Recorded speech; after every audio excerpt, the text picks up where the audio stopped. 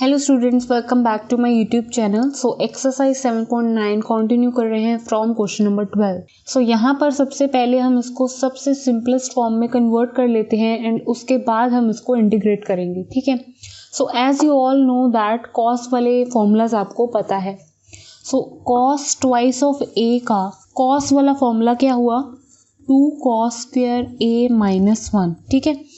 तो जैसे कि मेरे पास कॉस स्क्वेयर था तो इसलिए मेरे माइंड में स्ट्राइक किया कि मैं कॉस ट्वाइस ऑफ ए, जैसे कि मेरे पास 3 फॉर्मूलाज होते हैं, एक कॉस साइन वाला, एक कॉस वाला सिंपल जैसे कि ये लिखा है, एंड एक सिंपल साइन वाला, है ना।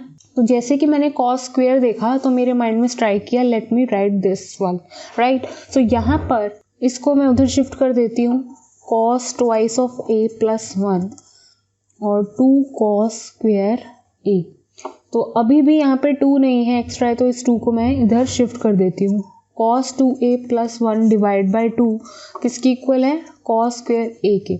सो यहाँ पे भी बस in the form of x है, बस यहाँ पे a की जगह x कर दो, cos 2x plus 1 upon 2 is equals to cos square x। So यहाँ से आपको क्या मिला कि cos स्क्वेयर x को आप क्या लिख सकते हो इन द सिंपलेस्ट फॉर्म में। पावर हटा के लिखने की बात हो रही है क्योंकि पावर रिमूव कर दोगे तो ये ऑब्वियसली सिंपलेस्ट फॉर्म में आ जाएगा, तो इसलिए हमने ये पूरा प्रोसेस किया है। सो दैट मीन्स हमने अपने फंक्शन की जगह क्या लिख सकते हैं, cos 2x प्लस 1 अपॉन 2, ठीक है। यहाँ पे कोई सब्सटीट्यूशन नहीं अप्लाई किया है, सिंपली मैंने एक फॉर्मूला आइडेंटिटी से कन्वर्ट करके इसको लिखा है।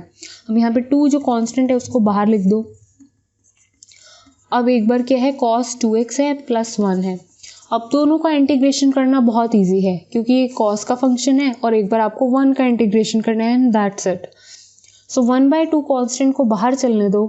अब है यहाँ पे cos twice of x, and cos twice of x का फंक्शन का इंटीग्रेशन डायरेक्ट होता है positive sine twice of x, and this angle x में कांस्टेंट जो वैल्यू है वो डिनोमिनेटर में आपकी आ जाती है। सो ये हो गया इसका इंटीग्रेशन, 1 का इंटीग्रेशन ओनली x। इस वैल्यू पे 1/2 आपका कांस्टेंट बाहर चल रहा था, उसको मत भूलना लिखना। सो यहाँ पे अब हम लगा देते हैं upper limit lower limit. Simply अब हमें इसको सॉल्व करना है, नथिंग एल्स। सो एक बार पूरी वैल्यू में π/2 डलेगा x की जगह, minus lower limit, that means like this, sine 2 into π/2 क्या होगा, only pi, minus sine 0 upon 2 plus 0, sine 0 is 0, ये पूरी टर्म क्या हो गई 0, ये वैल्यू बची, साइन पाई अगेन 0 तो ये भी 0 हो गया। यहाँ से क्या आपको पूरी वैल्यू में से क्या मिला है, ओनली π/2 और 1/2 बाहर चल रहा है, दैट मीन्स π/4 आपका आंसर आया है फॉर क्वेश्चन नंबर 12। अब क्वेश्चन नंबर 13 को सॉल्व करते हैं नेक्स्ट पेज में, क्योंकि यहाँ पे स्पेस थोड़ी सी ज़्यादा कंज्यूम हो गई है for question number 12। So question number 13 है आपके पास इस तरह से। यहाँ पे क्लियर कट आपको पता चल रहा है कि यहाँ पे अगर आपके पास सपोज लिमिट्स नहीं होती तो डेफिनेटली पता चल रहा था अगर इसका इंटीग्रेशन करना है तो substitution is the best way, right. तो अभी भी हम यहाँ पे सब्सटीट्यूशन अप्लाई करेंगे। So let x square plus 1 is equals to t। So इसका differentiation 2x dx is equals to dt।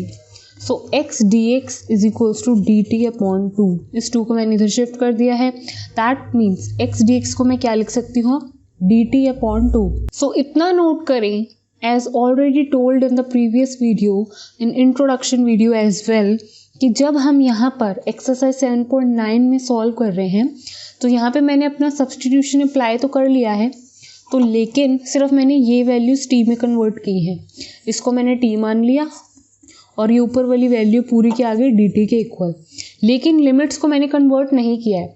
तो ये लिमिट्स x वेरिएबल की हैं तो मैं उनको तभी अप्लाई कर सकती हूँ जब मैं अपना फाइनल सब्सटीट्यूशन के बाद वापस से उसको x में लिख देती हूँ, तभी मैं उसमें लिमिट्स ये वाली अप्लाई कर सकती हूँ, अदरवाइज नहीं, ठीक है। सो यहाँ पर आपको क्या करना है, इसको सॉल्व करना है, बहुत इजी है। 1/t का इंटीग्रेशन लॉग मॉड में t। सो t की वैल्यू वापस से अब लगा देती हूँ, that means x square plus 1। अब आप इसमें ये लिमिट्स लगाएंगे इन एंड, ठीक है। सो एक बार आपको x में 3 डालना है इस कंप्लीट वैल्यू में माइनस लोअर लिमिट। सो यहाँ पे log 3 3 = 9 + 1 10, यहाँ पे 2 2 = 4 + 1 5। सो log m minus log n, that means इसको हम डिवाइड के फॉर्म में लिख सकते हैं। सो आपका फाइनल आंसर आया है log 2। सो आई होप आपको क्लियर हो गया हो कब आपको लिमिट्स अप्लाई करनी होती हैं एंड कब नहीं। अब यही क्वेश्चन आप सेम एक्सरसाइज 7.10 में, जैसे कि मैंने आपको बताया है कि अगर आप इनको टी में चेंज कर रहे हैं तो आप इन लिमिट्स को भी टी में कन्वर्ट कर सकते हैं, न्यू लिमिट्स लेकर आ सकते हैं। तो एक्सरसाइज 7.10 में बस हमें यही करना है। अगर यही क्वेश्चन अगर हमें एक्सरसाइज 7.10 में पूछा जाता तो हम इनको तो टी में चेंज करते ही करते, साथ में लिमिट्स को भी चेंज कर लेते और फिर हम अपना आंसर फाइनल टी में ही लेकर आते और लिमिट्स भी टी की ही लगाते। जो हमारे पास न्यू लिमिट्स आएंगी वही हम उस पर लगा के उसका फाइनल आंसर लिख देते। ठीक है। सो जैसे कि हमने सिर्फ इतने पोर्शन को टी लेट किया था, हमने इतने पोर्शन को ही सॉल्व कर लिया एंड बाद में उसको वापस से एक्स की फॉर्म में लिख लिया है एक्सरसाइज 7.9 में एंड उसके बाद जाकर लिमिट लगाई है।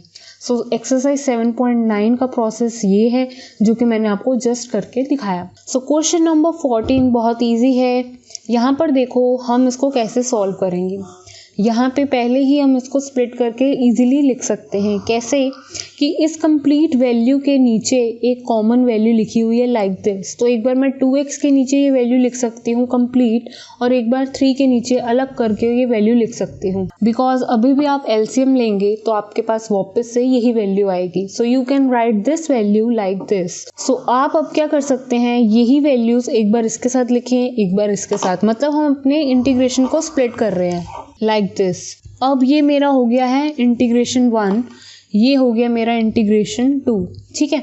सो यहाँ पे मैंने इसको I1 I2 नेम दे दिया है। वो क्यों दे दिया है कि पहले मैं अलग से I1 को कम्प्लीटली सॉल्व कर लूँगी एंड अलग से I2 को कम्प्लीटली सॉल्व कर लूँगी एंड जो भी दोनों की अलग अलग वैल्यू आएगी उनको बाद में कंबाइन कर लूँगी and that is my answer for this question. ठीक है। So now let's solve I1 only. So यहाँ पर मैंने अपने I1 की वैल्यू को सॉल्व कर लेना है। सबसे पहला स्टेप, ये 2 जो कांस्टेंट है उसको बाहर लिख दो। अब ऊपर है x dx और नीचे है ये वैल्यू। डेफिनेटली आप इस वैल्यू को जब t के इक्वल लेट करेंगे, लेट 5x² + 1 = t, इसका डिफ्रेंसिएशन करो 10x dx = dt आएगा।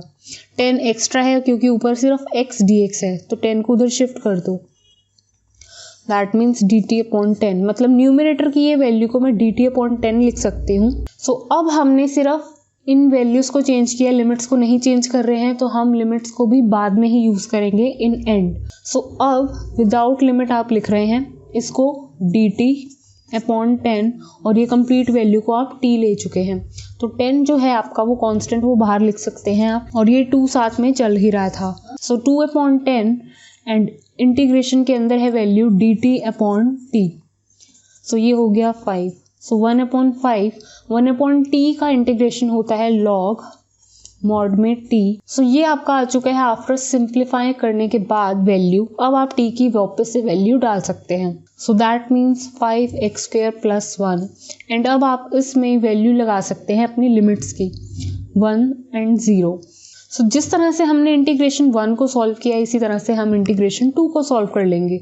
सो पहले मैं इंटीग्रेशन 1 को कम्प्लीटली सॉल्व कर लेती हूँ, इसकी upper limit minus lower limit करके फाइनल आंसर जो आता है वो लिख देती हूँ। सो 1/5 एज अ कांस्टेंट चल ही रहा था। सो अब मैं एक बार x में अपर लिमिट लिख देती हूँ। सो यहाँ पे इसको सॉल्व करोगे log 6 आएगा और ये 0 हो जाएगा, मतलब log 1 आएगा। सो log 1 क्या होता है, अगेन 0। सो आपके पास 1/5 log 6 वैल्यू आई है जब आपने इंटीग्रेशन 1 को सॉल्व किया। ठीक है। अब बारी आती है सॉल्विंग इंटीग्रेशन 2। अब हमें इसे सॉल्व करना है, बहुत ही इजी है। 5 की वैल्यू जैसे ही कॉमन लोगे उसको आप बाहर लिख सकते हो, और कॉमन लेने के बाद क्या होगा कि आपके पास यहाँ पे x² + 1/5 है। तो जिसको आप अगर एक्सरसाइज 7.4 की फॉर्म में देखेंगे, लाइक दिस, फंक्शन का स्क्वायर प्लस कांस्टेंट का स्क्वायर। तो इसका फॉर्मूला होता है direct 1/a tan inverse function upon constant. तो ये फॉर्मूला होता है। तो इसी तरह से आपको ये वैल्यू दिखेगी कब, जब आप इसको 1/√5 लिखेंगे और उसका स्क्वायर करेंगे। अभी भी इसका मतलब क्या है 1/5। सो दैट मीन्स फंक्शन का स्क्वायर प्लस कांस्टेंट का स्क्वायर। सो ये 3/5 जो है वो बाहर चल ही रहा था, ये फॉर्मूला अप्लाई कर रहे हैं। दैट मीन्स 1/a, ए क्या है पूरा कांस्टेंट। अब यहाँ पे पूरा कांस्टेंट क्या है, सो 1/√5 ये कांस्टेंट हो गया, tan इनवर्स फंक्शन अपॉन 1/√5। सो यहाँ पे रेसिप्रोकेट करेंगे तो √5 ऊपर चला जाएगा, ऐसे ही ये भी ऊपर चला जाएगा। So that means 3√5/5 tan inverse √5x। ये वैल्यू आई है आपके। इसकी सॉल्व करने के बाद इसमें आप अब लिमिट लगा सकते हैं अपर एंड लोअर। सो 3√5/5, सो एक बार ये कांस्टेंट चल रहा है, सो एक बार यहाँ पे 1 आएगा और एक बार 0, तो 0 आएगा तो 0 हो जाएगा। तो tan इनवर्स √5 आपका यहाँ पे एज इन चल रहा है। एंड यहाँ पे 3/√5/5, जिसको आप क्या लिख सकते हो 3/√5, क्योंकि √5 का मतलब क्या होता है 5 की पावर 1/2। अब ये नीचे जाएगा, मतलब 5 के नीचे एक ऑलरेडी 1 है पावर, और ये हाफ पावर नीचे माइनस की फॉर्म में आएगी, तो वो भी क्या हो जाएगी 5 की power 1/2। So this is the final answer you are getting for question number 14। Next video में कंटिन्यू करते हैं। Thank you students for watching this video. Please like, share and subscribe to my channel.